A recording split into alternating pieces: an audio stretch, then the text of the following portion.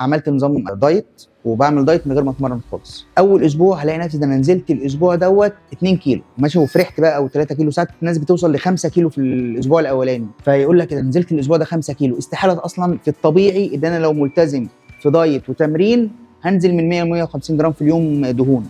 لكن دول بيبقى عباره عن ايه؟ ال 5 كيلو دولت او ال 4 كيلو او 3 كيلو عباره عن دهون وميه وعضلات. وقلت ان العضلات اسرع من الدهون في النزول. هتوصل لفتره معينه وهتلاقي جسمك ثابت، الحرق هيقل. ما كل ما الكتله العضليه عندك بتقل كل ما الحرق عندك بيقل. فده طبعا من الاخطاء الشائعه. والناس اللي تقول لك ايه انا هعمل نظام دايت وهعمل كارديو بس مش هتمرن حديد، برضو نفس الموضوع، انت بتحرق دهون وميه وعضلات. وحاجه تانية كمان، الناس اللي بتتمرن بتعمل كارديو من غير تمارين مقاومه او تمارين حديد، بعد ما بتنزل بتحس ان جسمها بيدلدل كده، يبقى شكله مش حلو. لكن اللي بيعمل حديد بتلاقي اصلا الجلد بيشد. هي سبحان الله كده، يعني بتلعب حديد ومقاومه بتلاقي جسمك بيشد، حتى لما تخس تلاقي الشيب بتاعك نفسه شكله كويس.